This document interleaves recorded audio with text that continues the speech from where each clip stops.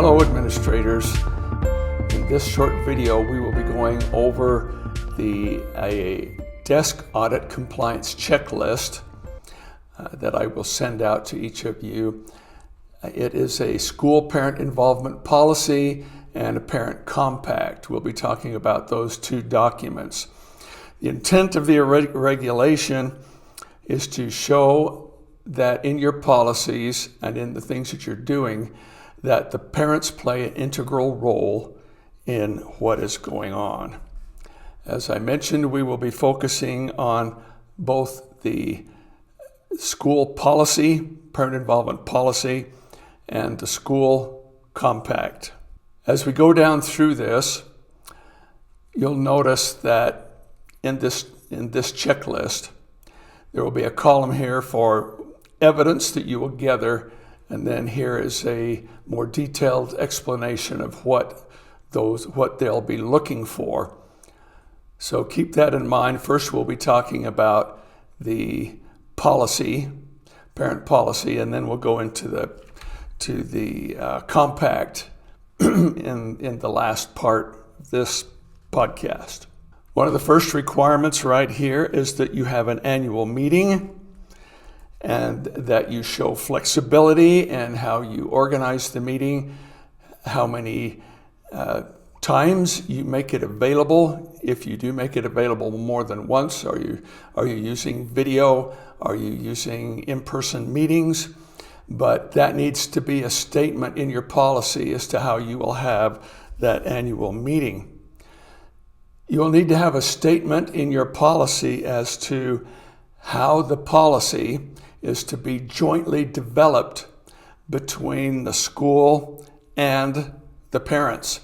In other words, the federal auditors will be looking for such things as, did you as a principal sit in your office and dream all of this up and write it down, or were parents actually a working part of the whole process? You'll need to show in your policy the information about time. How did you make the meeting available at an appropriate time so that parents could be there? You'll need to have timely information in terms of the assessments that you'll be using, the ones you've used in the past, and the data that was gathered there. And you need to have in your policy a statement of how suggestions from parents will be considered as improvements to the plan. In other words, do they have a voice? Do you have it written down in your policy that they will have a voice? And then what evidence do you have that it actually came about that way? Page 3 talks about parental approval of the plan that you develop.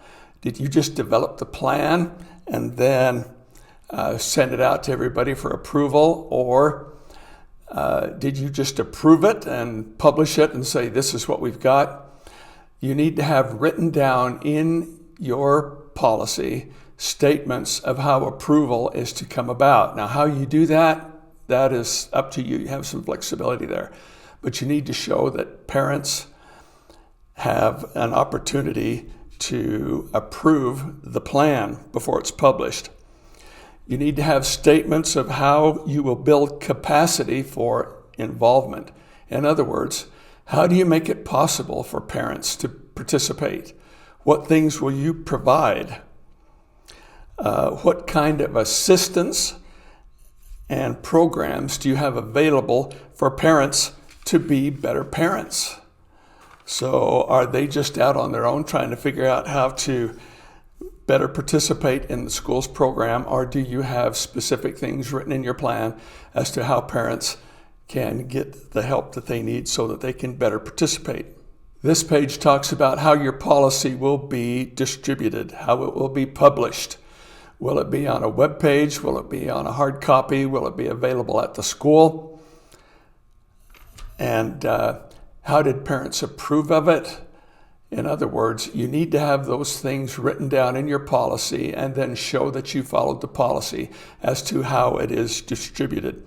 What I would recommend is that you take this policy and the compact as well from the year before, that you use it as a template, that you have in your policy that you will have parents review the document from the previous year and make suggestions and changes to what it will be like for this coming year. That way you don't have to completely start over from scratch. This page also begins to talk about the parent-school compacts and what they're all about. The compact is basically, think of it in terms of responsibility. You will define what is the school's responsibility, what are the parents' responsibilities, and how will that be monitored and taken care of. Don't let parents think that they're going to absolutely be held hostage to this document, that you're going to go in and check on it. That's not what it's all about. It's just an overall friendly agreement. This is what the school is going to do. This is what the parents are going to do.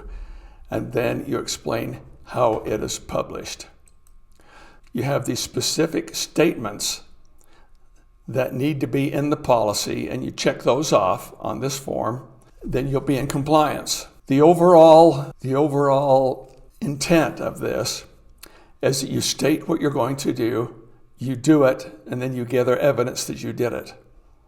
I hope that this has been helpful to you as you look at your school parent involvement policy and your compacts.